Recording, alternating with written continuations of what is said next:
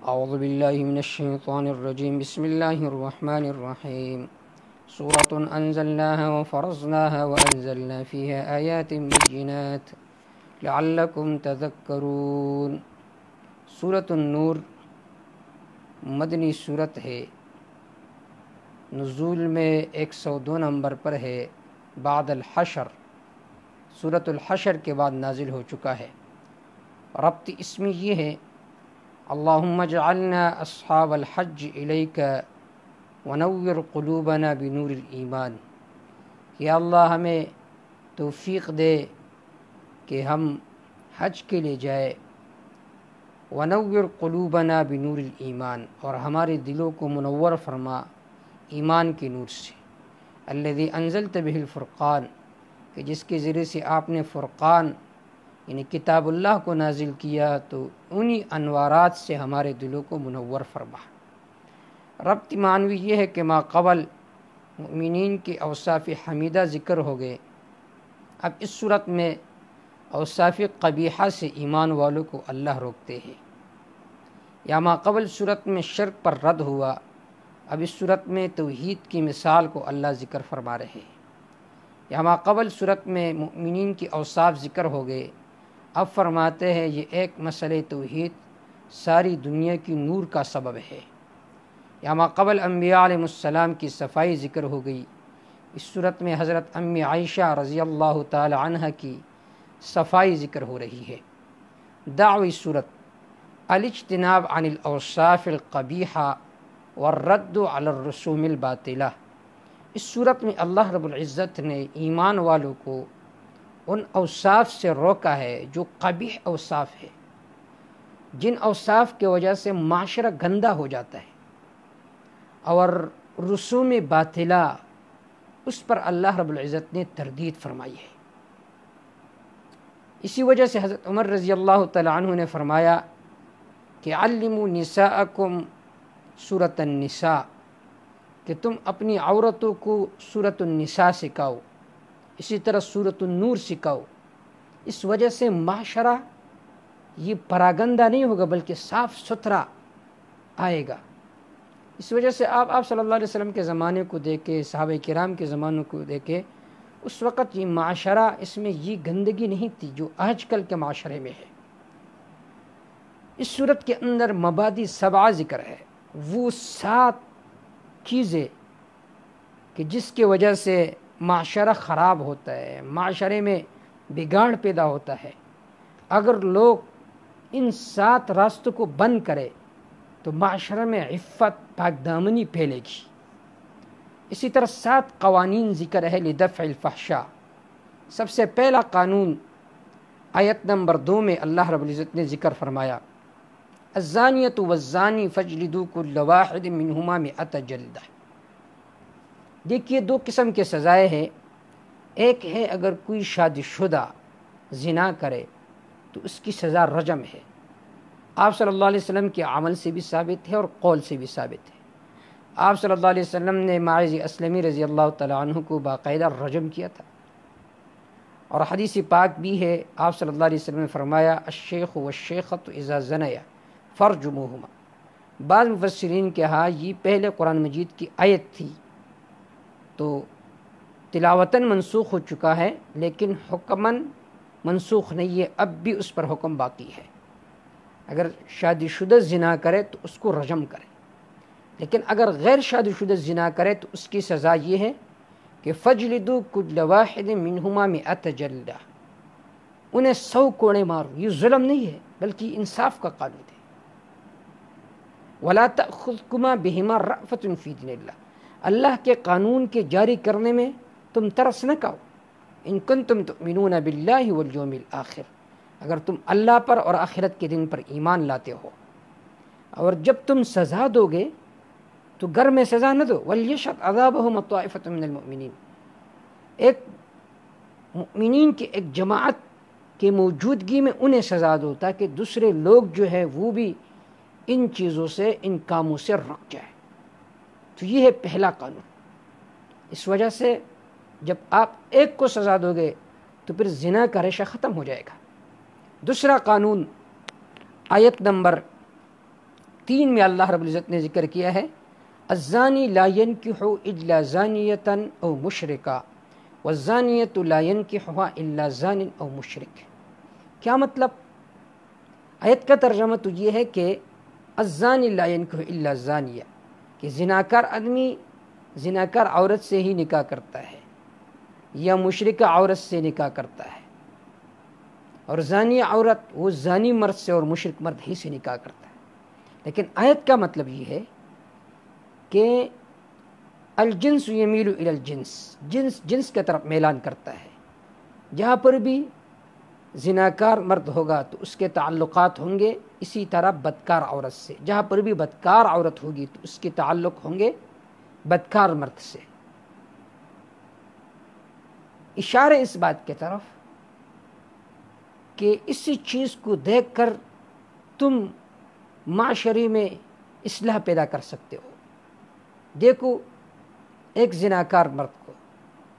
اس کے تعلق ہوں گے بدکار مرد بدکار عورت سے، تو اسی کی طرف دیکھ کر تم اس کا روک تھام کرو اور انہیں پکڑو، انہیں سزا دو، اس پر پابندی لگاؤ۔ آیت کا مطلب یہ ہے۔ باقی دوسرے توجیہات اس کو میں بعد میں ذکر کروں گا۔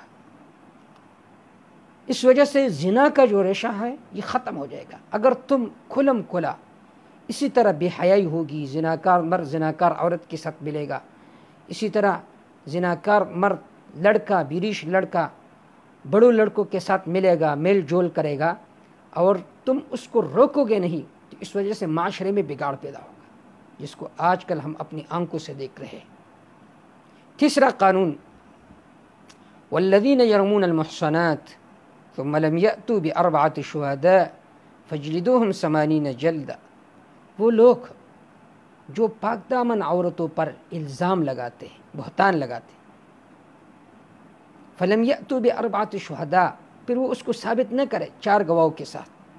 تو فاجلدوہم 80 جلدہ، جنہوں نے الزام لگایا کسی پاک دامن عورت پر، چاہے اپنی بیوی پر لگایا ہو یا کسی غیر پر لگایا ہو،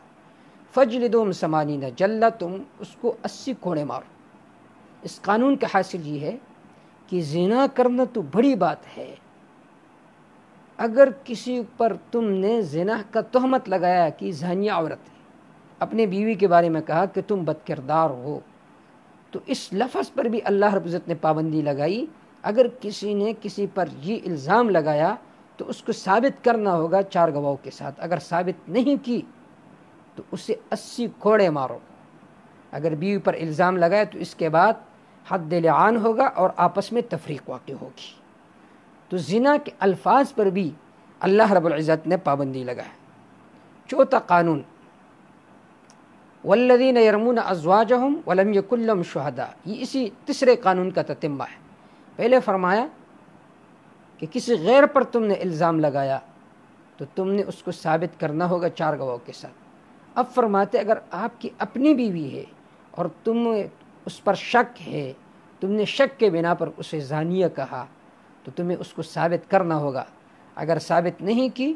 تو فشہادۃ احدہم 4 شہادات باللہ، تو دونوں کے آپس میں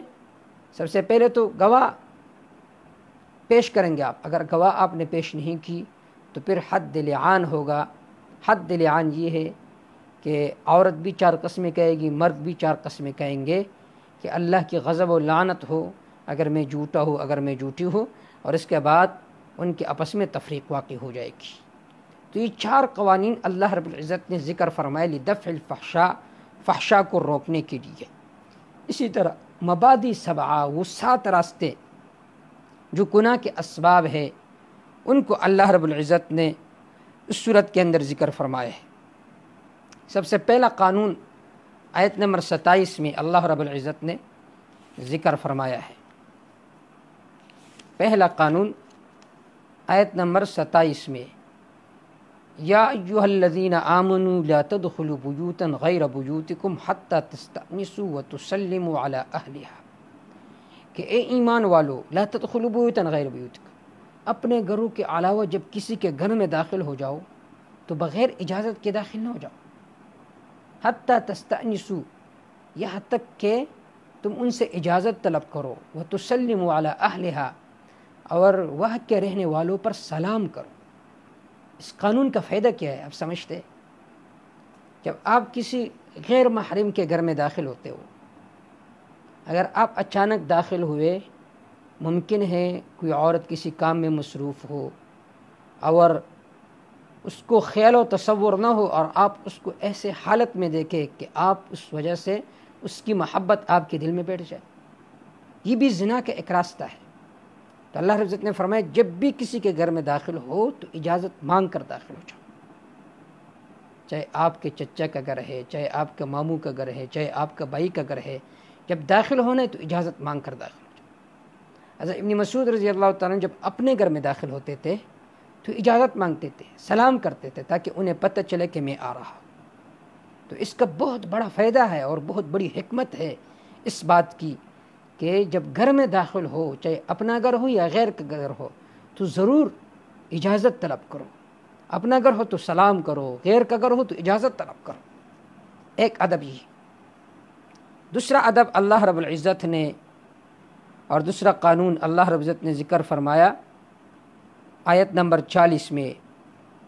قل للمؤمنین یغضوا من ابصارہم ویحفظوا فروجہم۔ جب یہ پابندی لگائی گئی کہ کسی کے گھر میں بغیر اجازت کے داخل نہ ہو، اب شیطان آپ کے دل میں وسوسہ ڈالے گا۔ دیکھیے آپ فلاں کے گھر میں جاتے تھے، وہاں پر خوبصورت خوبصورت لڑکیاں ہوتی تھی،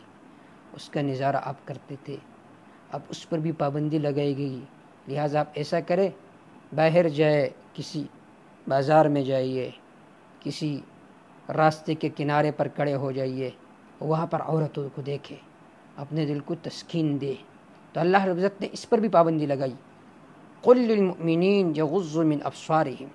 کہہ دیجئے میرے پیغمبر ایمان والوں سے کہ اپنے نظروں کو نیچے رکھے۔ اس کا فائدہ کیا ہوگا؟ وَيَحْفَظُوا فُرُوجَهُمْ،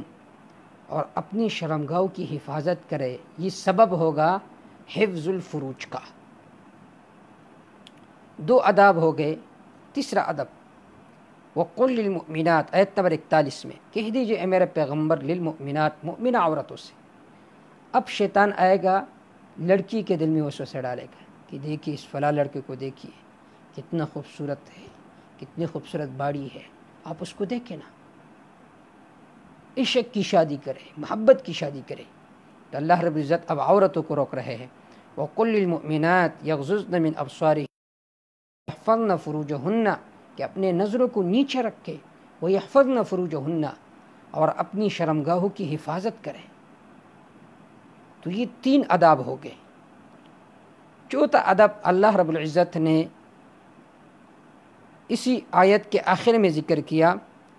وَلْيَضْرِبْنَ بِخُمُورِهِنَّ عَلَى جُيُوبِهِنَّ وَلَا يُبْدِينَ زِينَتَهُنَّ إِلَّا لِبُعُولَتِهِنَّ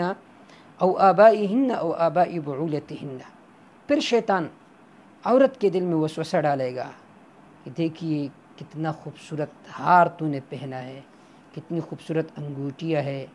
اگر یہ کوئی نوجوان لڑکا نہ دیکھے تو آپ کی اس خوبصورتی کا فائدہ کیا ہے؟ تو اللہ رب العزت ارشاد فرماتے ہیں وَلَا يُبْدِينَ زِينَتَهُنَّ، اپنے زینت کی جو مواضع اور جگہ ہے یہ اپنے محارم کے علاوہ کسی کو نہ دکھائے۔ تو یہ آداب ذکر ہو گئے۔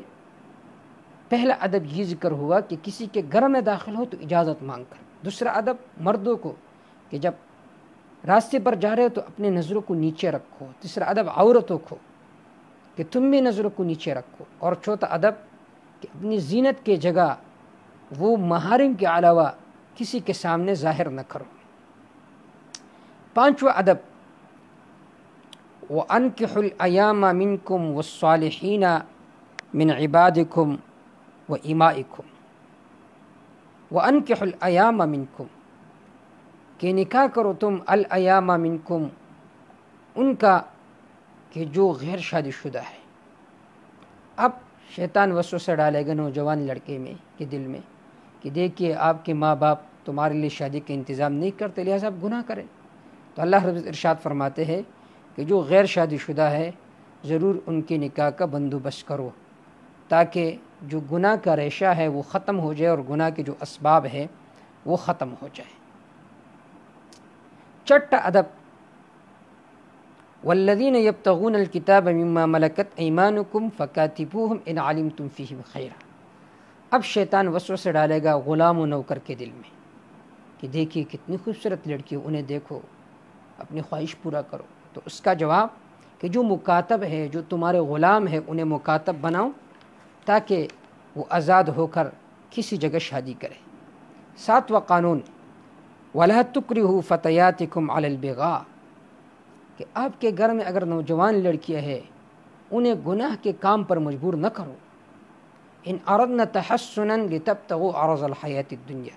اگر وہ پاک دامنی چاہتی ہے تو تم انہیں گناہ کے کام پر مجبور نہ کرو، بلکہ انہیں جلد از جلد شادی کیا کرو۔ آج کل ہمارے معاشرے میں یہ عیب ہے، اگر کسی کے حال لڑکی بالغہ ہو جائے، اگر کسی سے کہے میری لڑکی بالغہ ہو چکی ہے اور میں آپ کو دینا چاہتا ہوں، آپ کے بیٹے کو دینا چاہتا ہوں، تو اس کو لوگ عیب سمجھتے ہیں۔ یہ ہے کہ یہ عیب کی چیز نہیں ہے، بلکہ یہ دین اسلام کا حکم ہے۔ اگر اس طرح کوئی لڑکی بالغہ ہو جائے تو ضرور آپ خود ہی کسی کو کہے کہ میں اپنی بیٹی کا نکاح آپ کے بیٹے کو دینا چاہتا ہوں۔ تو یہ 7 قوانین ہے، مبادی 7، جس کی وجہ سے معاشرہ میں جو فساد ہے، جو خرابی ہے، وہ ختم ہو جائے گی، معاشرہ میں عفت اور پاک دامنی پیدا ہوگی۔ اس وجہ سے عمر رضی اللہ تعالیٰ عنہ نے فرمایا تھا کہ اپنی عورتوں کو سورۃ النساء سکھاؤ اور سورۃ النور سکھاؤ۔ اسی طرح اس سورت کے اندر اصول 6 ذکر ہے لبراءۃ الصحابہ، صحابہ کرام کے برات کے لیے، کہ صحابہ کرام رضوان اللہ تعالی علیہم اجمعین پر الزام کون لگاتا ہے؟ حدیث پاک میں آتا ہے کہ اذا ظہرت البدع، جب بدعات ظاہر ہو جائے، وشتم اصحابی، اور میرے صحابہ کو لوگ گالی دینا شروع کرے، فعلی العالم ان یظہر علما، عالم پر لازم ہے کہ اپنے علم کو ظاہر کرے، فإن لم يفعل، اگر اس نے اپنے علم کا اظہار نہیں کیا، ان لوگوں کی تردید نہیں کی جو شاتمین صحابہ ہے، فعلیہ لعنت اللہ والملائکۃ والناس اجمعین، اس پر اللہ کی لعنت ہے، فرشتوں کی لعنت ہے، سب لوگوں کی لعنت ہے۔ تو اس صورت میں وہ اصول ذکر ہے صحابہ کرام کے برات کے لیے۔ سب سے پہلا اصل آیت نمبر 11 میں کہ صحابہ کرام رضوان اللہ تعالی علیہم اجمعین پر الزام کون لگاتا ہے؟ الزام وہی لوگ لگاتے ہیں جو منافق ہو، مومن صحابہ کرام پر الزام نہیں لگاتا۔ آج کل بہت سارے متجددین ہیں، اپنے آپ کو سکالر کہتے ہیں، وہ صحابہ کرام پر باقاعدہ الزام لگاتے ہیں، تبرہ بازی کرتے ہیں، امیر معاویہ رضی اللہ تعالیٰ عنہ پر، ابو سفیان رضی اللہ تعالیٰ عنہ پر، جیسا کہ انجینئر مرزا علی، اس کی زبان ایک غلیظ زبان ہے، وہ زبان سب سے غلیظ زبان ہوتا ہے کہ جس سے صحابہ کرام کی ذوات محفوظ نہ ہو۔ سب سے پہلا اصل یہ ہے کہ صحابہ کرام پر ہمیشہ منافق الزام لگاتا ہے۔ آیت نمبر 11 میں ان الذین جاؤوا بالافک عصبۃ منکم، یقیناً وہ لوگ جو جھوٹ لے کر آئے، عصبۃ منکم، یہ تمہیں میں سے ایک بڑی جماعت ہے۔ دوسرا اصل یہ ہے کہ منافق کی صفائی نہ کرو۔ اگر کوئی الزام لگاتے صحابہ کرام پر تو تم اس کی صفائی نہ کرو، یہ منافق ہے۔ اسی آیت نمبر 11 میں اللہ رب العزت نے ذکر کیا کہ لِكُلِّ امْرِئٍ مِّنْهُم مَّا اكْتَسَبَ مِنَ الْإِثْمِ، کہ ہر ایک کے لیے ان میں سے وہ سزا ہے جو اس نے کمایا ہے، من الاسم، گناہ میں سے، اس کے لیے بہت بڑا سزا ہے۔ تیسرا قانون یہ ہے کہ صحابہ کرام رضوان اللہ تعالی اجمعین کو اپنی ذات پر قیاس کرو۔ جس طرح اپنے اوپر تہمت برداشت نہیں کر سکتے ہو، تو اسی طرح صحابہ کرام رضوان اللہ تعالی علیہم اجمعین پر کس طرح تہمت برداشت کرتے ہو۔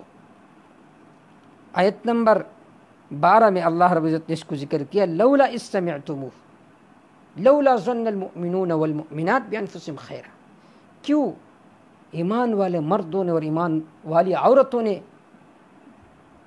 گمان نہیں کیا اپنے نفسوں پر خیر کا جب تم نے اس الزام کو سنا۔ تم صحابہ کرام کو اپنے اوپر قیاس کرتے، جس طرح تم اپنے اوپر الزام برداشت نہیں کر سکتے، تو جناب رسول اللہ صلی اللہ علیہ وسلم کے جو صحابہ ہے ان پر تم الزام اور ان پر تم تبرہ کس طرح برداشت کر سکتے ہو؟ اگر تمہاری ماں کو کوئی گالی دے امی عائشہ رضی اللہ تعالیٰ عنہ پر تبرہ بازی ہو رہی ہے، تم انہیں برداشت کرتے ہو؟ ابو بکر رضی اللہ تعالیٰ عنہ پر تبرہ بازی ہو رہا ہے اور تم انہیں برداشت کرتے ہو؟ چوتھا قانون یہ ہے کہ جو صحابہ کرام پر الزام نے یہ نہ کہو کہ تمہارے پاس دلیل کیا ہے. بہت سارے لوگ ایسا بھی ہوتے ہیں، دلیل کا مطالبہ نہ کرو بلکہ تم کو سبحانک ھذا بہتان عظیم، پاک ہے اللہ، یہ تو بہت بڑی بہتان ہے. کیونکہ اللہ رب العزت نے اپنے محفوظ لیا، اب اگر وہ بھی محفوظ نہیں، وہ بھی اس طرح چیزوں میں مبتلا تھے تو اللہ تعالیٰ اس سے پاک ہے. پانچواں قانون کہ صحابہ کرام پر الزام کوئی چھوٹی بات نہیں ہے کہ تم نے امیر معاویہ رضی اللہ تعالیٰ عنہ کے بارے میں کوئی بات ذکر کی، تم اسے کوئی چھوٹا مقدمہ سمجھتے ہو، ایسا نہیں ہے. آیت نمبر 12 میں اللہ رب العزت نے ذکر کیا ہے وَتَحْسَبُونَهُ هَيِّنًا وَهُوَ عِندَ اللَّهِ عَظِيمٌ، تم اسے معمولی گناہ سمجھتے تھے، حال یہ کہ وہ اللہ کے ہاں بہت بڑا گناہ تھا. اور چھٹا قاعدہ، اس جماعت کا رکن بھی نہ بنو، اس آدمی کے ساتھ محبت بھی نہ کرو جو صحابہ کرام پر الزام لگاتے ہیں. آیت نمبر 17 میں اللہ نے اس کو ذکر کیا ہے یعظکم اللہ ان تعودوا لمثلہ ابدا، اللہ تمہیں نصیحت کرتے ہیں کہ کبھی اس طرح الزام کی طرف نہ لوٹو. تو جب آپ ایسے آدمی کے ساتھ محبت نہیں کرو گے جو شاتم صحابہ ہے بلکہ محبین صحابہ کے ساتھ محبت کرو گے تو پھر تم اس طرح الزام نہیں آؤ گے. سورۃ انزلناہا، یہ عظیم الشان صورت ہے جس کو ہم نے نازل کیا. وفرضناہا، ہم نے ان کے احکام کو فرض کیے. وانزلنا بینات، ہم نے نازل کیے اس میں آیات بینات، احکام واضح لعلکم تذکرون، تاکہ تم نصیحت حاصل کرو. الزانیۃ والزانی، زناکار عورت زناکار مرد، فجلدوا کل واحد منہما مئۃ جلدہ، مارو تم ہر ایک کو ان میں سے 100 جلدہ، 100 کوڑے. ولا تأخذکم بہما رأفۃ فی دین اللہ، اور تمہیں نہ آئے ان دونوں پر رأفۃ ترس اور نرمی، فی دین اللہ اللہ کے قانون کے بارے میں. ان کنتم تؤمنون باللہ والیوم الآخر، اگر تم اللہ پر آخرت کے دن پر ایمان لاتے ہو. ولیشہد عذابہما طائفۃ من المؤمنین، چاہیے حاضر ہو جائے ان کے سزا کے وقت طائفۃ من المؤمنین، مؤمنین کی ایک جماعت. الزانی لا ينکح، مرد نکاح نہیں کرتا مگر زناکار عورت کے ساتھ یا مشرک عورت کے ساتھ. اس کے ساتھ مشرک عورت کے اس لیے ذکر کیا جس طرح مشرک کا الہ معلوم نہیں ہوتا، اسی طرح زانی عورت کی شوہر معلوم نہیں ہوتی. والزانیۃ، زناکار عورت، لا ينکح الا زان او مشرک، نکاح نہیں کرتا اس کے ساتھ مگر زناکار مرد اور مشرک مرد. اب سوال یہ ہے کہ ما قبل میں اللہ نے یہ ذکر فرمایا وَأَنكِحُوا الْأَيَامَ مطلق ذکر کیا، اسی طرح اللہ رب العزت نے ذکر کیا ہے کہ تم نکاح کرو ما طاب لکم من النساء مثنی وثلاث ورباع. اس میں یہ قید نہیں ہے کہ زناکار عورت کے ساتھ نکاح جائز نہیں ہے. یہاں پر فرمایا کہ نکاح نہیں کرتا مگر زناکار عورت سے. تو اس کا جواب پہلے میں نے بتایا کہ یہاں پر اس آیت کا مطلب یہ ہے کہ زناکار مرد زناکار عورت کی طرف میلان کرتا ہے اور مشرک عورت کی طرف میلان کرتا ہے، تو یہاں پر میلان کا ذکر ہے. دوسرا جواب یہ ہے کہ لا ينکح بمعنی لا یزنی، زناکار مرد زنا نہیں کرتا مگر زناکار عورت کے ساتھ، پاک دامن عورت کے ساتھ وہ کبھی زنا نہیں کر سکتا. الزانی لا ينکح الا زانیۃ او مشرکہ، والزانیۃ لا ينکح الا زان او مشرک، وحرم ذلک علی المؤمنین، یہ زنا حرام کیے گئے ایمان والوں پر. والذین یرمون المحصنات، دوسرا قانون مع امور الثلاثہ، والذین، وہ لوگ یرمون المحصنات جو محصنات پاک دامن عورتوں پر، ثم لم یأتوا باربعۃ شہداء، پھر وہ لے کر نہ آئے 4 گواہ، فاجلدوہم 80 جلدہ، پس تم انہیں 80 کوڑے مارو. ولا تقبلوا لهم شہادۃ ابدا، ان کی گواہی کبھی قبول نہ کرو. واولئک هم الفاسقون، یہی لوگ نافرمان ہے. الا الذین تابوا من بعد ذلک، مگر کے بعد واصل اپنے عمل کو درست رکھا. فإن اللہ غفور رحیم، یقیناً اللہ تعالیٰ بخشنے والا مہربان ہے. والذین یرمون ازواجہم، قانون رابع حکم اللعاد، وہ لوگ یرمون ازواجہم، یرمون جو الزام لگاتے ازواجہم اپنی بیویوں پر جو الزام لگاتے ہیں. ولم یکن لہم شہداء الا انفسہم، اور ان کے پاس گواہ نہ ہو مگر خود ہو وہ، فشہادت احدہم، بس ان میں سے ہر ایک کی گواہی اربع شہادات ذات پر، انہ لمن الصادقین، کہ یقیناً وہ سچوں میں سے ہے، والخامسۃ ان لعنۃ اللہ علیہ، پانچویں مرتبہ یہ قسم ہوگا کہ اللہ کی لعنت ہے اس پر، ان کان من الکاذبین، اگر ہے وہ جھوٹوں میں سے، کرے عنہا، اس سے العذاب عذاب، عورت سے سزا کو دفع کرے، اور وہ یہ ہے ان تشہد اربع شہادات باللہ، کہ وہ چار قسمیں کہے گی، شہادات باللہ، ان تشہد گواہی دے گی، اربع شہادات چار قسمیں اللہ کے نام پر، انہ لمن الکاذبین، اور جھوٹوں میں سے ہے، والخامسۃ، یعنی وہ ان تشہد الخامسۃ، یہاں پر اس کو منصوب ذکر کیا کیونکہ عورت کے کلام میں متانت نہیں ہوتی، وَأَن تَشْهَدَ شَهَادَةُ الْخَامِسَةِ، یہ ہوگی ان غضب اللہ علیہ، اللہ کا غضب و پٹکار ہے اس پر، ان کان من الصادقین، اگر ہے یہ مرد سچوں میں سے، وَلَوْلَا فَضْلُ اللَّهِ عَلَيْكُمْ وَرَحْمَتُهُ، اگر اللہ کا فضل اور رحمت تم پر نہ ہوتا، لَعَجَّلَ بِالْعُقُوبَةِ، اللہ تعالیٰ تمہیں جلدی عذاب دیتے، وَأَنَّ اللَّهَ تَوَّابٌ حَكِيمٌ، یقیناً اللہ توبہ قبول کرنے والا مہربان ہے، ان الذین جاؤوا بالافک عصبۃ منکم لا تحسبوا شرا لکم، الذین، یقیناً وہ لوگ،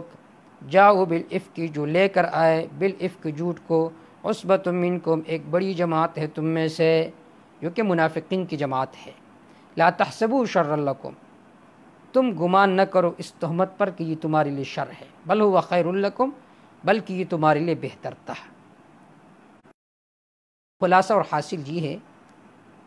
کہ آپ صلی اللہ علیہ وسلم جب بھی کسی جہاد میں جاتے، اپنے بیویوں میں سے کسی ایک کو ساتھ لے کر جاتے، اور اس کی بنیادی مقصد یہ تھی کہ امت کے لیے آسانی ہو، کہ اگر کوئی سفر پر جا رہا ہے اور اس کے پاس پردے کا انتظام ہے تو وہ اپنی بیویوں کو ساتھ لے کر جا سکتا ہے۔ غزوہ بنی المستلق، یہ غزہ تھی، آپ صلی اللہ علیہ وسلم نے امی عائشہ رضی اللہ تعالی عنہ کو ساتھ لے کر کے، آپ صلی اللہ علیہ وسلم کا عام معمول یہ تھا کہ جب کسی جگہ جاتے سفر پر تو صبح جاتے، جب وہاں سے آتے تو صبح نکلتے۔ جب آپ صلی اللہ علیہ وسلم چلے گئے، صحابہ کرام رضوان اللہ علیہم اجمعین بھی، تو وہاں پر وہ آپ صلی اللہ علیہ وسلم ٹھہرے رہے، واپسی پر آپ صلی اللہ علیہ وسلم سواری پر سوار ہوئے، اور حضرت امی عائشہ رضی اللہ تعالی عنہ کا جو اونٹ تھا اس پر ہودج رکھا گیا تھا، جس کو کجاوا کہتے۔ امی عائشہ رضی اللہ تعالیٰ عنہ کی صحت بھی اس وقت دبلی پتلی تھی، اسی وقت امی عائشہ رضی اللہ تعالیٰ عنہ کا ہار کے جو دانے ہوتے ہیں وہ گر گئے، بکھر گئے۔ حضرت امی عائشہ رضی اللہ تعالیٰ عنہ ان کے تالاش میں نکلی، یہاں پر قافلہ تیار تھا، انہیں پتہ نہیں تھا کہ امی عائشہ رضی اللہ تعالیٰ عنہ اس اون پر ہے یا نہیں، اپنی سواری پر ہے یا نہیں۔ صحابہ کرام چلے گئے، آپ صلی اللہ علیہ وسلم بھی چلے گئے۔ امی عائشہ رضی اللہ تعالیٰ عنہ جب تشریف لائی، جب دیکھ کہ کوئی نہیں ہے تو ان نے جہاں قافلہ ٹھہرا تھا وہاں پر ہی لیٹ گئی، اپنے اوپر چادر ڈال دی۔ آپ صلی اللہ علیہ وسلم کے ایک اور عمل بھی تھا کہ جب کسی جگہ سے چلے جاتے تو پھر قاصد کو بھیج دیتے کہ آپ جائیے، کوئی چیز تو نہیں رہی ہے جلدی میں۔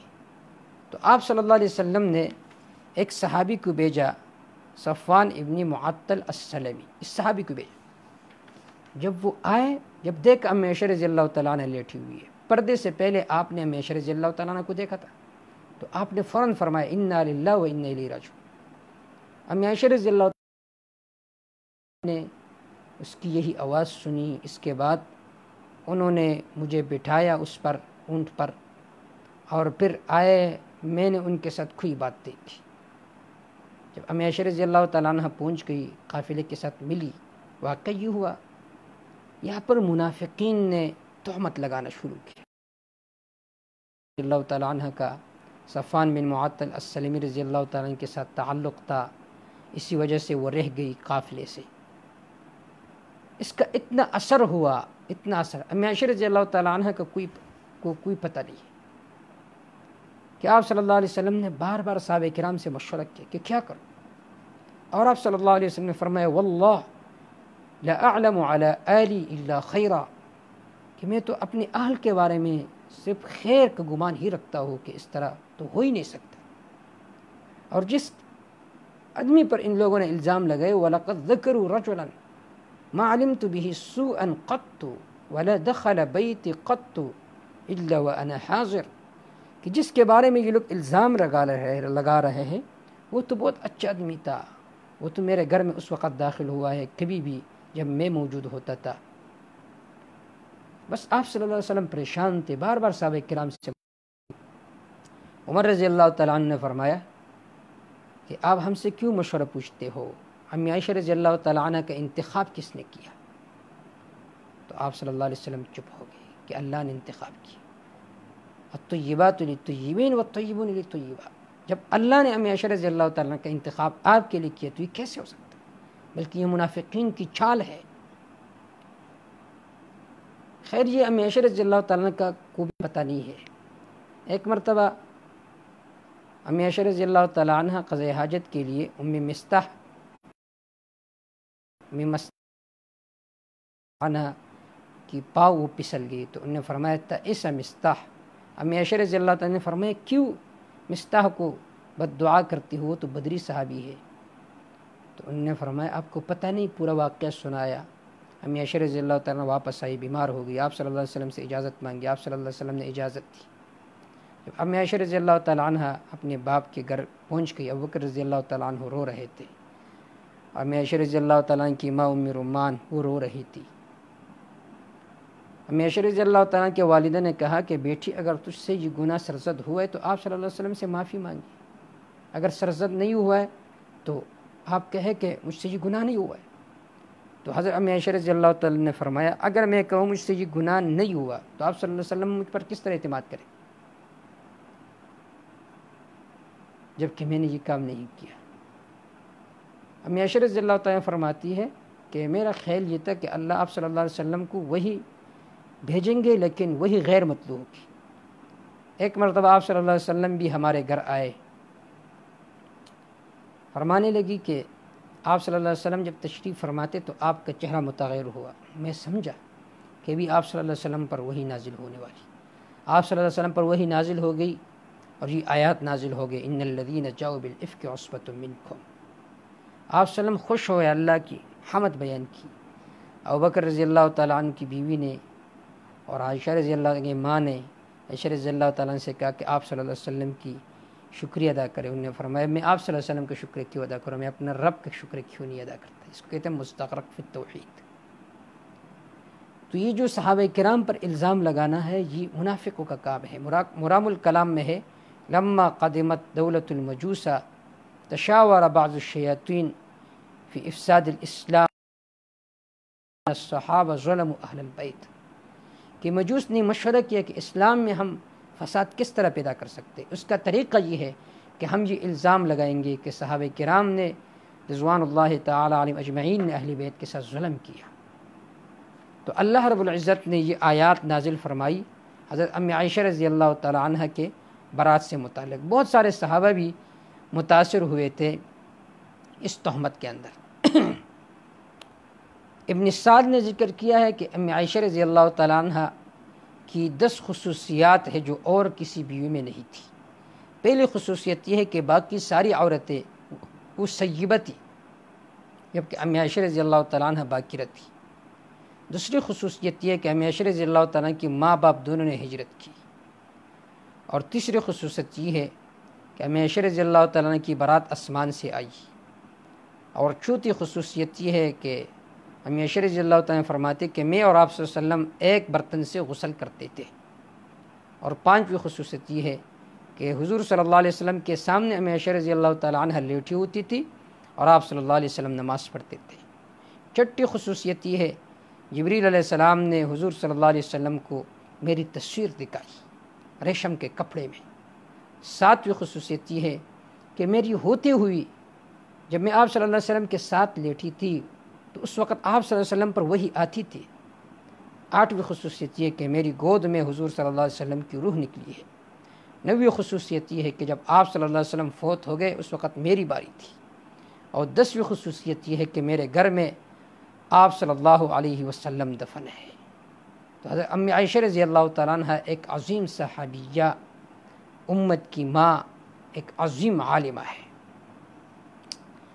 ان الذین جاؤ بالافک، یقیناً وہ لوگ جو لے کر آئے بالافک جھوٹ کو، عصبۃ منکم ایک بڑی جماعت ہے تم میں سے، لا تحسبوا شرا لکم تم گمان نہ کرو اس تہمت پر کہ تمہارے لیے بدتر تھا، بل هو خیر لکم بلکہ تمہارے لیے بہتر تھا۔ کس طرح بہتر تھا؟ صحابہ کرام مغموم تھے، آپ صلی اللہ علیہ وسلم مغموم تھے، تو اس کا جواب یہ ہے کہ صفائی امت پر ظاہر ہو گئی اور امی عائشہ رضی اللہ تعالیٰ عنہ کا مقام ظاہر ہوا۔ لکل امرئ منہم مکتسب من الاسم، ہر ایک آدمی کے لیے منہم ان میں سے ما وہ سزا ہے اکتسب جو اس نے کمایا، من الاسم گناہ سے، والذی وہ شخص وہ بڑا بدبخت، تولا کبرو جس نے اٹھایا بہت بڑا بوجھ گناہ کا، منہم ان میں سے عبداللہ بن ابی بن سلول، لہو عذاب عظیم ان کے لیے عذاب ہوگا بہت بڑا۔ لولا ظن المؤمنون والمؤمنات بانفسہم خیرا، کیوں نہیں جب تم نے اس الزام کو سنا تو گمان کرتے مومن مرد مومن عورتیں اپنے نفس پر خیر کا، اور کہتے یہ ہے واضح جھوٹ، لولا جاء علیہ باربعۃ شہداء کیوں نہیں لے کر آئے وہ اس تہمت پر 4 گواہ کو، بس جب وہ 4 گواہ لے کر نہیں آئے بس یہ لوگ اللہ کے حق جھوٹے ہیں۔ اگر اللہ کا فضل نہ ہوتا تم پر اور اللہ کی رحمت نہ ہوتی تم پر دنیا و آخرت میں لمستم، البتہ پہنچ جاتا تمہیں، فیما ان باتوں کی وجہ سے افستم فی جس میں تم داخل ہو گئے تھے، عذاب عظیم بڑی عذاب، استلقونہ جب تم ان باتوں کو لیتے تھے بالسنتکم اپنی زبانوں سے، وتقولون بافواہکم اپنے منہ سے کہتے تھے، ما لیس لکم بعلم وہ باتیں کہ جن کا تمہارے پاس علم نہیں تھا، کوئی قطع علم نہیں تھا تمہارے پاس اس بارے میں، وتحسبونہ ہینا تم گمان کرتے تھے اس کو کہ یہ معمولی بات ہے، وہو عند اللہ عظیم حال یہ کہ وہ اللہ کیا بہت بڑی بات تھی۔ ولولا اذ سمعتموہ کیوں تم نے نہیں کہا جب تم نے اس الزام کو سنا تو تم کہتے ما یکون لنا ہمارے لیے جائز نہیں ہے ان نتکلم بہذا کہ ہم بات کریں اس بارے میں، سبحانک پاک ہے تو ھذا بہتان عظیم یہ ہے بڑی بہتان و الزام، یعظکم اللہ اللہ تمہیں نصیحت کرتا ہے، ان تعودوا لمثل ابدا کہ نہ لوٹو ان جیسے الزامات کی طرف ابدا ہمیشہ اگر ہو تم ایمان والے، وَيُبَيِّنُ اللَّهُ لَكُمُ الْآيَاتِ بیان کرتے اللہ تمہارے واسطے الآیات احکام، واللہ علیم حکیم اللہ جاننے والے حکمت والے ہیں۔ ان الذین یحبون یقیناً وہ لوگ یحبون جو چاہتے ہیں تشیع الفاحشہ کہ پھیل جائے بہائی ان لوگوں میں جو ایمان لائے، ان کے لیے عذاب دردناک دنیا و آخرت میں، اللہ جانتے ہو تم نہیں جانتے۔ ولولا فضل اللہ علیکم ورحمتہ اگر اللہ کا فضل اور رحمت لعجل لکم العذاب تمہیں جلدی عذاب دے دیتے، وان اللہ رؤوف الرحیم یقیناً اللہ نرمی کرنے والا مہربان ہے۔ یا ایھا الذین آمنوا اے ایمان والو لا تتبعوا خطوات الشیطان شیطان کے طریقوں کی تابعداری نہ کرو، ومن یتبع خطوات الشیطان جو آدمی شیطان کے طریقوں قدموں کی تابعداری کرتا ہے، فإنه یأمر بالفحشاء والمنکر یقیناً شیطان حکم کرتے بے حیائی کے ساتھ، والمنکر برے کاموں کے ساتھ، ولولا فضل اللہ علیکم ورحمتہ اگر اللہ کا فضل اور رحمت تم پر نہ ہوتا، ما زکا منکم من احد ابدا تم میں سے کسی ایک کو بھی صاف نہ کرتے، ابدا تم میں سے کسی ایک کو بھی محفوظ نہ کرتے اس الزام سے، سب اس الزام میں مبتلا ہو جاتے، ولکن اللہ یزکی من یشاء لیکن اللہ بچا کر رکھتے اس کو جس کو چاہتے، سننے والے جاننے والے ہیں۔ ولا یاتل اولو الفضل حضرت ابوبکر رضی اللہ تعالی عنہ کے ایک رشتہ دار تھا مستح، وہ بھی اس الزام میں متاثر ہوا تھا، آپ نے قسم کہی کہ اس پر خرچ نہیں کروں گا، جواب ولا یأتل قسم نہ کہ الفضل فضل والے منکم تم میں سے، والسعۃ کشادگی والے، ایؤتوا اولی القربی یہ کہ دے دے اولی القربا رشتہ داروں کو، والمساکین غریبوں کو، مہاجرین کو، فی سبیل اللہ جو ہجرت کرنے والے اللہ کے راستے میں، والیعفوا والیصفحوا چاہے کہ وہ معافی کرے، والیصفحوا اور اعراض کرے اس الزام سے، اس کے ملامتی سے الزام کرے، چہرہ پھیر دے، الا تحبون تم محبت نہیں کرتے ہو کہ اللہ تعالیٰ تمہیں معاف کر دے، اللہ بخشنے والا۔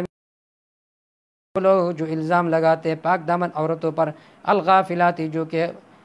بے خبر تھی، المؤمنات ایمان رکھنے والی تھی، لعنوا فی الدنیا والآخرہ ان پر لعنت کی گئی دنیا و آخرت میں، ولہم عذاب عظیم ان کے لیے عذاب ہے بہت بڑا۔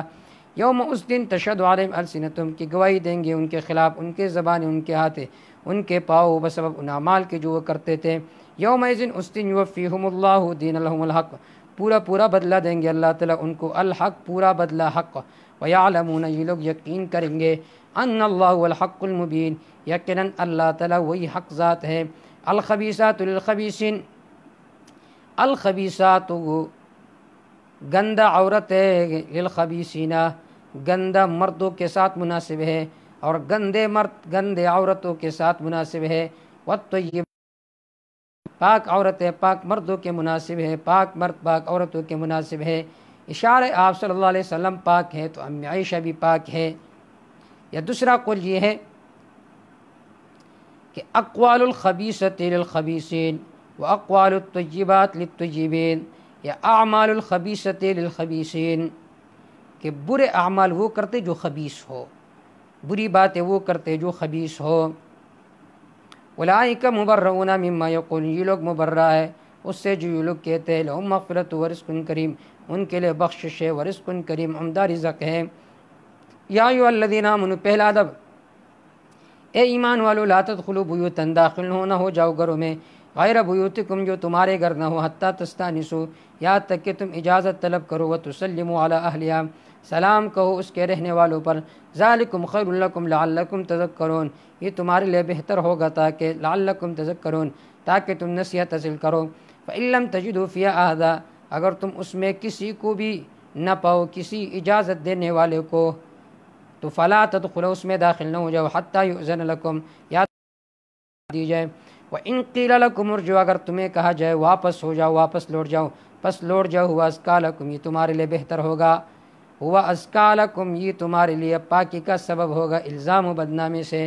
واللہ بما تعملون علیم اللہ ان اعمال پر جو تم کرتے ہو جاننے والے ہیں۔ لیس علیکم جناح تم پر کوئی گناہ نہیں ہے، ان تدخلوا بیوتا کہ تم داخل ہو جاؤ گھروں میں، غیر مسکونۃ جو کہ رہائش والا نہ ہو، فیہا متاع لکم جس میں صرف تمہارا سامان ہو، واللہ یعلم تمون اللہ جانتے جو کچھ تم ظاہر کرتے ہو، جو کچھ تم چھپاتے ہو۔ قل للمؤمنات دوسرا ادب،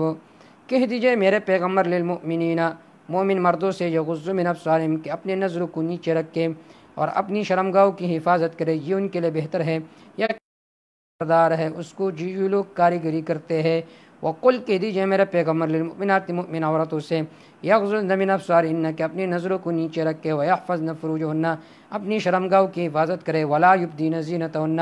ظاہر نہ کرے اپنی زینت کو، الا ما ظہر منہا مگر جو ظاہر ہو جائے ان میں سے، مجبوراً ایک آنکھ کو کھولنا لازمی ہوگا ورنہ راستہ کس طرح دیکھے گی، یا ما ظہر منہا غیر اختیاری طور پر۔ وَلْيَضْرِبْنَ بِخُمُرِهِنَّ چاہے کہ وہ ڈالیں اپنے اوپر، بِخُمُرِهِنَّ بڑی بڑی چادریں، عَلَى جُيُوبِهِنَّ اپنے گریبانوں پر، اپنے سینوں پر، وَلَا يُبْدِينَ زِينَتَهُنَّ ظاہر نہ کرے زینت کے جگہوں کو، إِلَّا لِبُعُولَتِهِنَّ مگر اپنے شوہروں کے سامنے، او آبائهن اپنے ماں باپ کے سامنے، او آباء بعولتهن اور اپنے شوہروں کے باپوں کے سامنے، سسر کے سامنے، او ابنائهن اگر ان کے سامنے پردہ نہ کریں تو کوئی مسئلہ نہیں ہے، او ابنائهن اپنے بیٹوں کے سامنے، او ابناء بعولتهن اپنے شوہروں کے بیٹوں کے سامنے، دوسری بیوی اپنے بھائیوں کے سامنے، او بنی اخوانہن اپنے بھائیوں کے بیٹوں کے سامنے، او بنی اخواتہن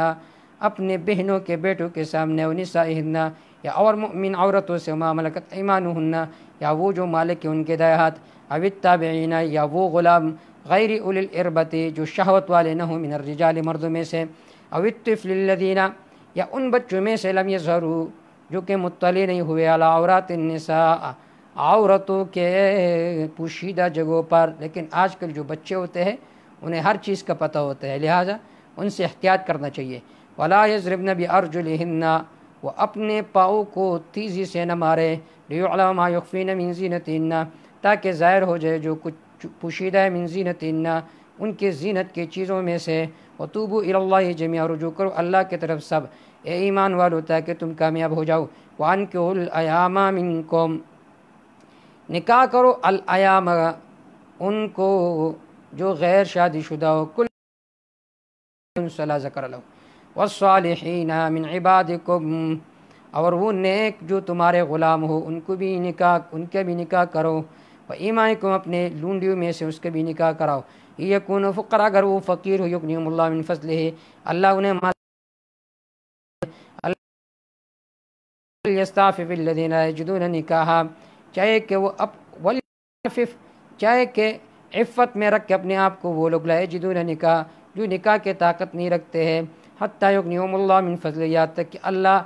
مالدار فرمائے ان کو اپنے فضل سے، والذین یبتغون الکتاب وہ لوگ جو مانگتے ہیں الکتاب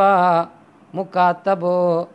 جو مانگتے ہیں کہ ہم مکاتب بن جائے، مکاتب اس کو کہتے ہیں وہ غلام کہ جو آقا کو پیسے دے کر کہے کہ مجھے آزاد کرو، مما ان میں سے ملکت ایمانکم کہ مالک ہے تمہارے دائیں ہاتھ، فکاتبہم بس انہیں ان علمتم فیہم خیرا اگر تمہیں معلوم ہو ان کے کا کہ وہ مؤمن ہے یا مال والا ہے، وآتم دو ان کو من مال اللہ الذی اللہ کی عطاکم جو اللہ نے تم کو دی ہے،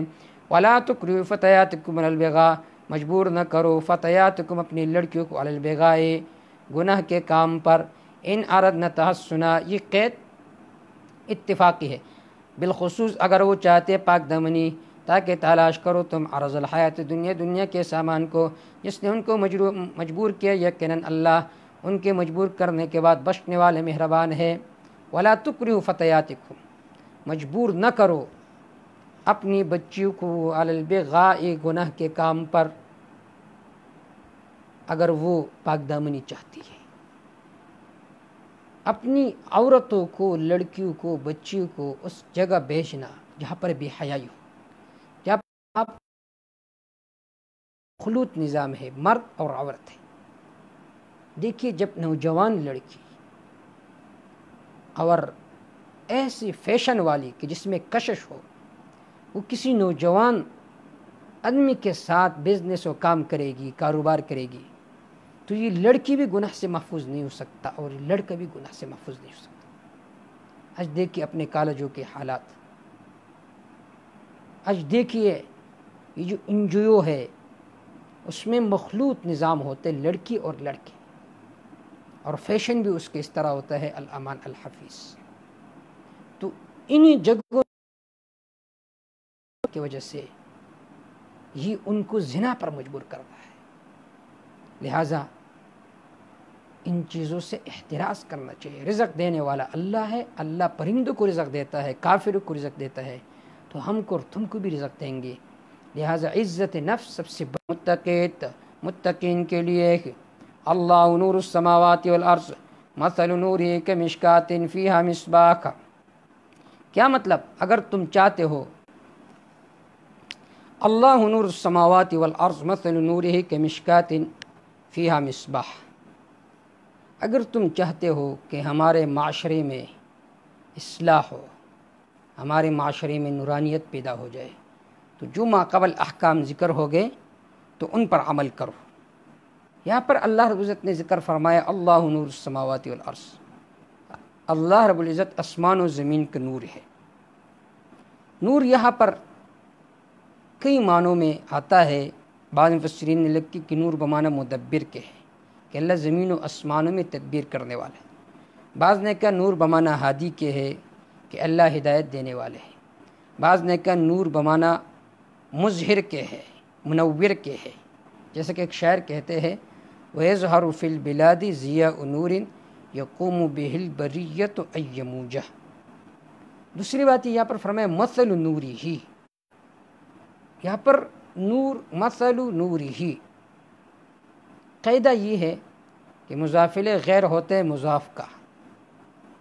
تو مطلب یہ ہے کہ مثل نورہ فی قلب المؤمن، اللہ کی نور کی مثال فی قلب المؤمن، مومن کے دل میں۔ اللہ نور السماوات والارض مثل نورہ کمشکات فیہا مصباح، المصباح فی زجاجہ، الزجاجہ کانہا کوکبہ۔ پھر آگے اس کی صفت ذکر کی ہے لا شرقیۃ ولا غربیہ، مشرق کی زمین میں نہیں ہے یہ درخت، پاکستان میں نہیں ہے، نہ غربی جانب میں ہے، برطانیہ میں بھی نہیں ہے، بلکہ یہ ارض شام میں ہے، از مدارک۔ اب اس مثال کی تشریح یہ ہے کہ رب نے ہدایت کی مثال دی ہے جو مومن کے دل میں ہے، مشکات تعبیر ہے، اللہ نور السماوات والارض مثل نوری کمشکات، مشکات تعبیر ہے بدن انسان سے، انسان کی بدن سے تعبیر ہے۔ مصباح تعبیر ہے ہدایت سے کہ اللہ نے ہدایت رکھا مومن کے اندر، زجاجہ تعبیر ہے مومن کے دل سے کہ اللہ تعالیٰ نے مومن کے دل کے اندر مسئلہ توحید کو رکھا جو کہ صاف و شفاف ہے۔ پھر آگے فرمایا یوقد من شجرہ، یہ کنایہ استعداد تام سے، جس طرح بدن انسان میں سینہ اور دل ہو، اور اس دل میں استعداد مقبولیت ایمان ہو، پھر رب کا ہدایت بھی مل گیا ہو، تو روشنی بر روشنی ہوگی، نور علی نور ہوگا۔ دیکھیے شیشہ چلکتا ہے، اس طرح مومن کا عقیدہ بھی چلکتا ہے۔ مصباح کو، چراغ کو تیل سے جلایا جاتا ہے، اس طرح مومن کا عقیدہ قرآن سے اخذ ہوتا ہے۔ لا شرقیہ ولا غربیہ، نہ مشرق کی طرف ہے نہ مغرب کی طرف ہے، صاف ہے۔ شیشہ میں جب چراغ ہو تو اس کو بجھانا مشکل ہوتا ہے، اس طرح مسلمان کا عقیدہ محفوظ ہوتا ہے، اور مومن بے اعتبار حجت ہر وقت غالب رہتا ہے۔ یکاد زیتھا یضیء، مومن کا عقیدہ قرآن مجید کے دلائل سے واضح ہوتا ہے، اگر یہ عمل نہ کرے تب بھی واضح ہے، اگر عمل کرے تو نور علی نور ہے، نور بر نور ہے۔ شیشے میں 3 صفات ہوتی ہے۔ نمبر 1 الرقہ، اور مومن کے اندر بھی یہ صفت موجود ہوتی ہے، رحماء بینہم۔ دوسرے نمبر پر الغلظہ، سختی، اشداء علی الکفار۔ تیسرے نمبر پر صفائی، تو مومن کا دل جو ہوتا ہے وہ صاف ہوتا ہے ایمان والوں کے لیے۔ مختصراً اس مثال کی توضیح یہ ہے کہ مشکات سے مومن کا سینہ مراد ہے۔ مشکات طاق کو کہا جاتا ہے جس میں کسی چیز کو رکھا جاتا ہے، اور مصباح سے مراد چراغ عقید توحید ہے، اور زجاجہ شیشہ مومن کا دل ہے۔ لا شرقیہ درمیان میں ہے تاکہ ترقی کرے، اس طرح مومن بھی مضبوط عقیدے والا ہوتا ہے، بہت وقت تک اس کا عقیدہ یہ مضبوط ہوتا ہے، کسی کے شک کرنے کی وجہ سے اس میں تزلزل نہیں آتا۔ تو اللہ رب العزت نے مسئلہ توحید کی ایک عجیب مثال کو ذکر فرمایا۔ اللہ نور السماوات والارض، اللہ آسمان و زمین کا نور ہے، انہیں روشنی ڈالنے والے۔ مثل نور ہی، اللہ کی نور کی مثال، فی قلب المومن، مومن کے دل میں، کمشکات، مثل اس تاقچے کے ہے، مراد اس سے مومن کا سینہ ہے، فیہا مصباح، جس میں چراغ ہو، مراد اس سے عقیدہ توحید ہے، المصباح چراغ، فی زجاجہ شیشے میں ہو، مراد اس سے مومن کا دل ہے، الزجاجہ کیفیت، الزجاجہ شیشہ، کاننا کوکب دریون، آپ کہو گے کہ یہ ایک ستارہ ہے جو کہ چمکنے والا ہے، یوقد من شجرہ، جو کہ روشن کیا جاتا ہے، من شجرہ، من زیت شجرہ، ایسے درخت کے تیل سے، مبارک جو کہ بابرکت ہے، زیتون کا درخت ہے، نہ مشرق کی طرف ہے نہ مغرب کی طرف ہے، قریب ہے اس کے تیل کہ وہ روشنی دے، جگہ کو روشن کرے، اگر نہ پہنچے اس کو آگ، نور علی نور، نور ہے نور کے اوپر، عمل اور بیان دونوں ہو تو نور علی نور ہے۔ اللہ ہدایت دیتے اپنے نور کی طرف جس کو چاہتے ہیں، اللہ بیان کرتے ہیں مثال للناس، لوگوں کے لیے، اللہ ہر چیز کو جاننے والے ہے۔ فی بیوت اذن اللہ، یہ رہنا کہاں سے ملے گا؟ فی بیوت اذن اللہ ان ترفع، اصل میں یہ ہے ان ترفع فی بیوت اذن اللہ،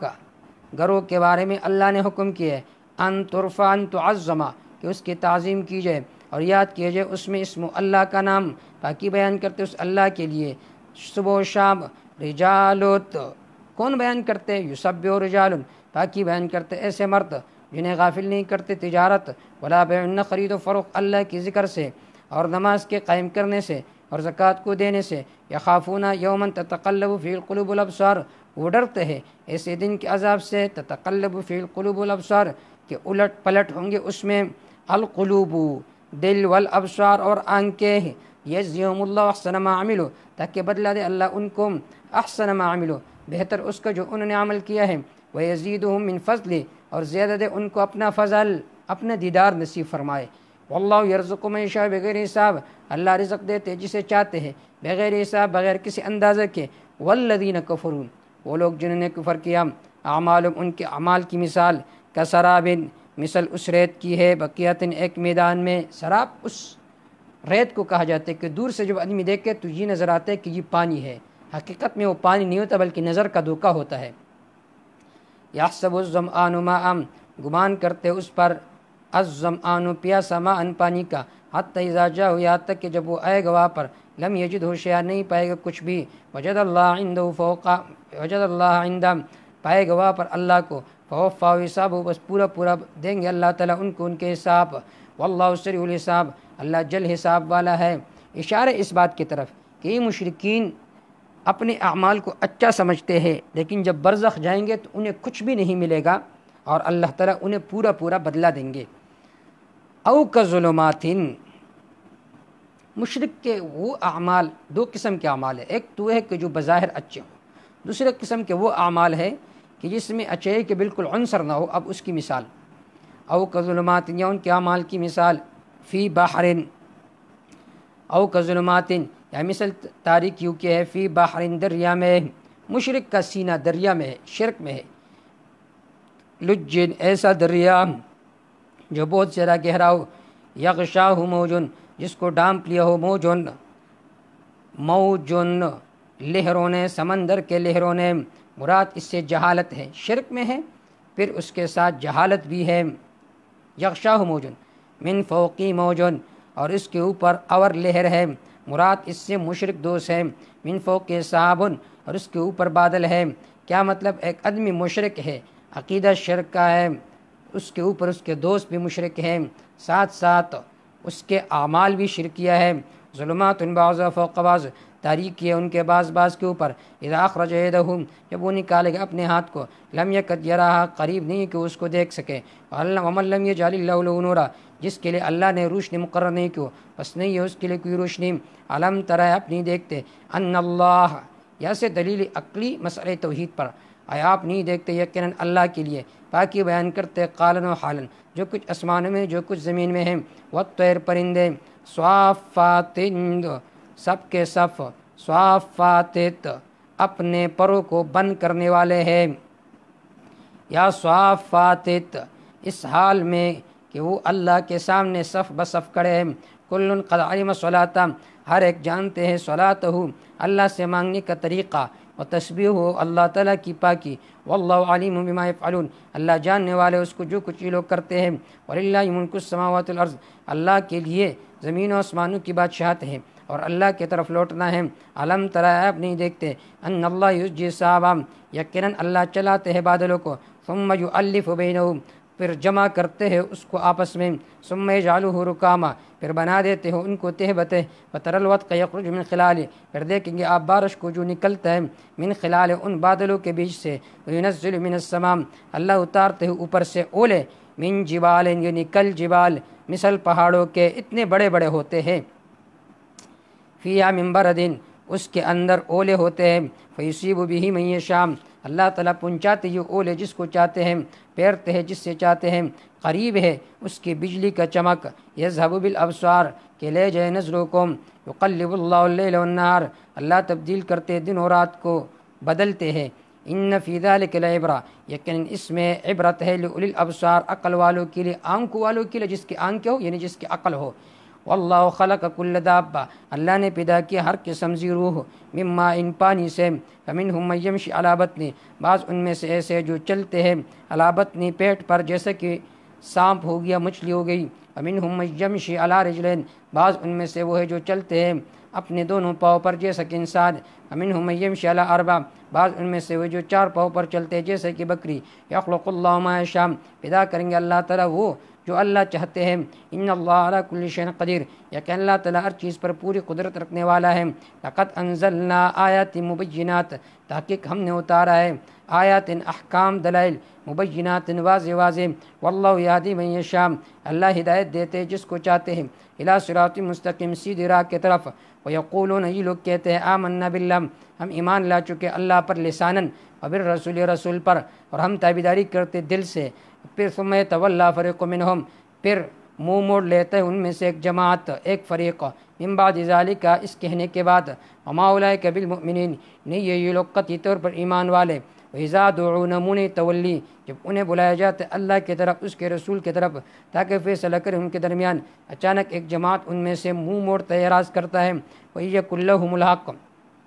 اگر ہو ان کے لیے الحق کو کچھ دنیاوی فوائد، یا تو الیہ مذعنین، آتے اس کی طرف دوڑتے ہوئے، افی قلوبہم مرض، آئے ہے ان کے دل میں مرض نفاق، ام ارتابوا، یا یہ لوگ شک میں ہیں، ام یخافون، یا یہ لوگ ڈرتے ہیں، ان یخیف اللہ علیہم ورسولہ، کہ ظلم کریں گے ان کے ساتھ اللہ اس کے رسول، بلکہ یہ لوگ پکے ظالم ہیں۔ انما کان قول المؤمنین، یقیناً ایمان والوں کی بات جب انہیں بلایا جاتے اللہ کی طرف، اس کے رسول کی طرف تاکہ فیصلہ کریں ان کے درمیان، یہ ہے کہ وہ کہتے سمعنا، ہم نے سن لی، ہم تابعداری کرتے دل سے، اور یہی لوگ ہیں فلاح پانے والے۔ ومن یطع اللہ ورسولہ، جس نے تابعداری کی اللہ کی اور اس کے رسول کی، ویخشى اللہ، ڈرتا رہا اللہ سے فی الحال، ویتقہ، اور آئندہ بھی ڈرتا رہا، اولئک هم الفائزون، بس یہ لوگ کامل فلاح پانے والے، کامل کامیاب ہیں۔ واقسموا باللہ جہد ایمانہم، قسمیں کھاتے یہ لوگ اللہ پر مضبوط قسمیں، لیکن امرتم، اگر آپ انہیں حکم دیں گے، لیخرجن، ضرور بضرور یہ نکلیں گے، قل کہہ دیجئے میرے پیغمبر، لا تقسموا، قسمیں نہ کہو،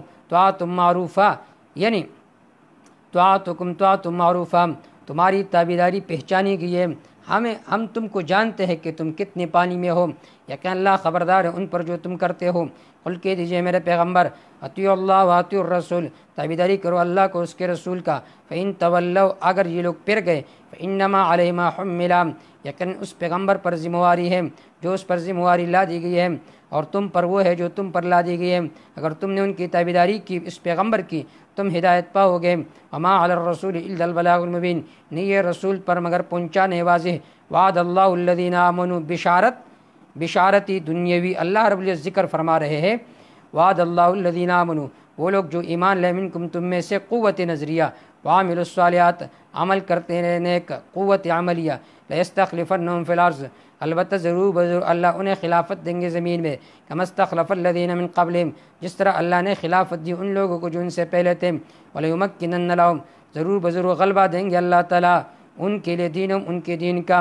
الذی، وہ دین، ارتضی لہم، جو پسند کیا اللہ نے ان کے لیے، ولیبدلنہم من بعد خوفہم، ضرور بضرور تبدیل کریں گے اللہ تعالیٰ ان کے لیے، من بعد خوفہم، خوف کے بعد، امن، امن، شرط یہ کہ یعبدوننی، یہ لوگ عبادت کریں گے ہماری، لا یشرکون بی شیئا، شریک نہیں ٹھہرائیں گے میرے ساتھ کسی کو بھی، اور جس نے کفر کیا اس کے بعد، پس یہ لوگ الفاسقون، نافرمان ہے۔ دیکھیے یہاں پر صفات خلفائے ثلاثہ قبل از خلافت، کہ قبل از خلافت ان کی کیا صفات ہے؟ آمنو، جو ایمان لائے، نمبر 2، وعملوا الصالحات، جو عمل کرتے ہیں نیک، تو لیستخلفنہم، اللہ تعالیٰ انہیں خلافت دیں گے زمین میں، جس طرح پہلے لوگوں کو خلافت تھی،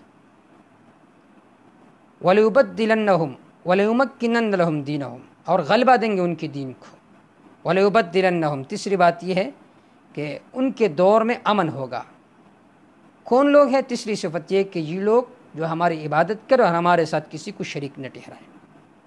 اب خوف سے مراد الخوف فی مقابلۃ الکفار،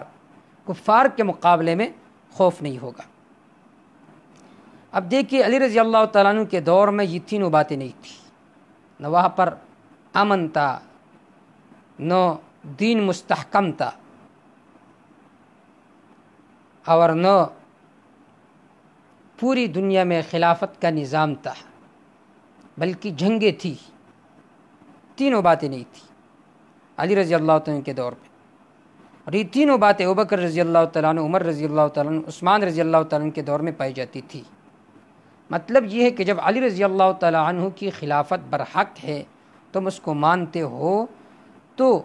خلفائے ثلاثہ کا خلافت بطریق اولا برحق ہے، لہٰذا اس کا انکار کرنا یہ گمراہی ہے۔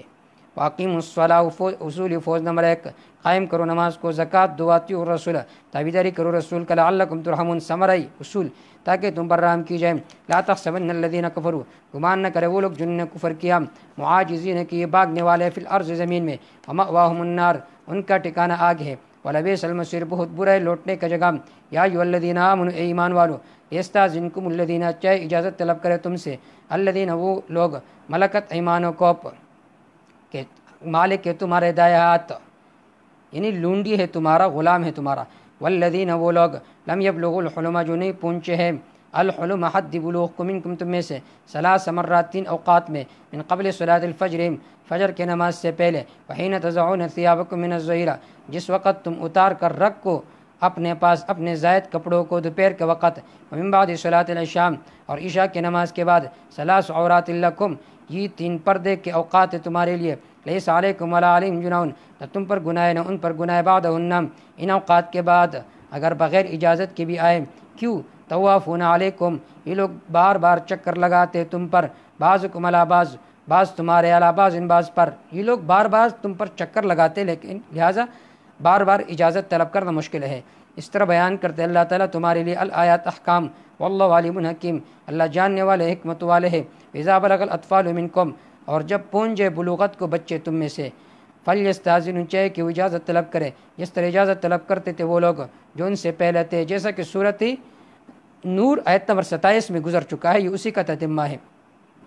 کذالک یبین اللہ لکم آیاتہ، اس طرح بیان کرتے اللہ تعالیٰ تمہارے لیے آیات، اپنے احکام، واللہ علیم حکیم، اللہ جاننے والے، حکمت والے ہے۔ والقواعد، وہ بیٹھنے والی عورتیں، التی لا یرجون نکاح، جو نکاح کی امید نہیں رکھتی، فلیس علیہن جناح، نہیں ان پر کوئی گناہ، یہ رخصت ہے، ان یضعن ثیابہن، کہ اتار کر رکھ دے، ثیابہن، اپنی بڑی بڑی چادروں کو، زائد کپڑوں کو، غیر متبرجات بزینہ، شرط یہ کہ وہ دکھانے والی نہ ہو اپنی زینت کو، وان یستعففن،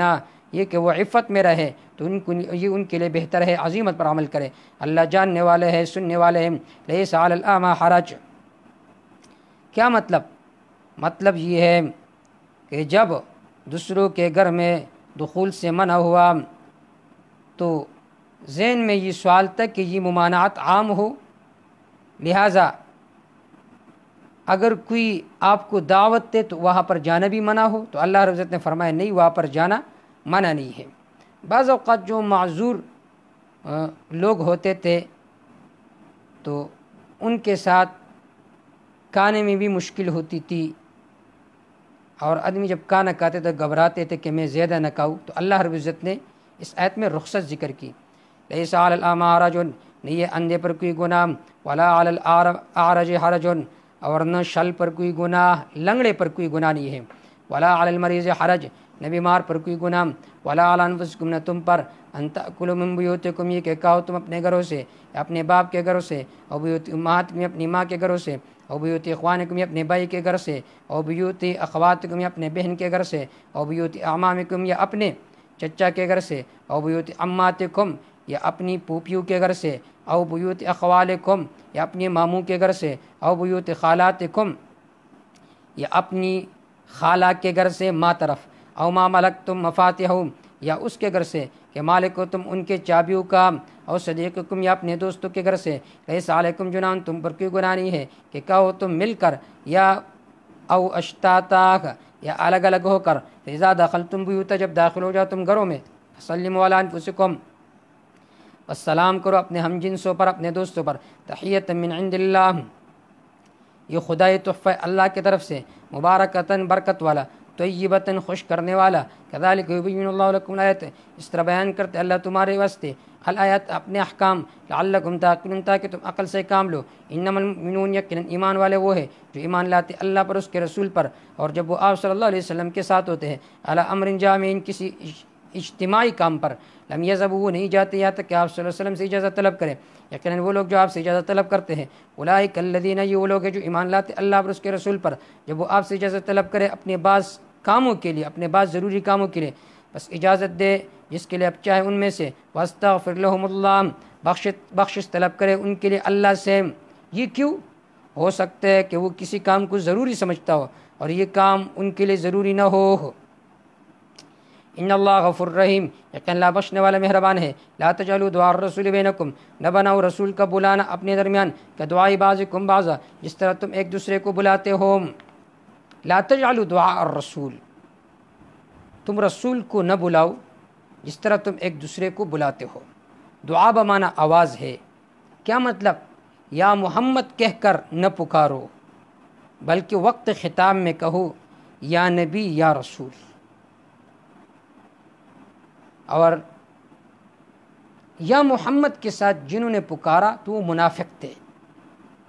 اور یہ منافق کا عمل ہے۔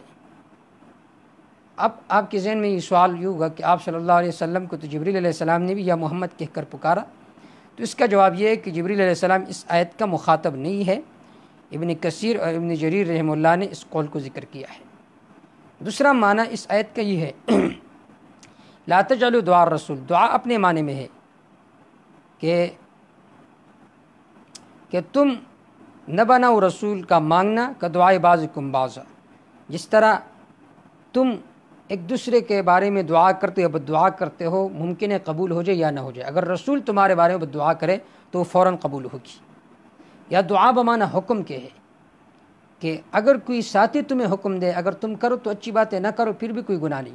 لیکن اگر رسول تمہیں کسی کام کا حکم دے کہ یہ کرو تو فوراً تم نے اس حکم کو قبول کرنا ہوگا۔ قد یعلم اللہ الذین، تحقیق اللہ تعالیٰ جانتے وہ لوگ، یتسللون منکم لواذا،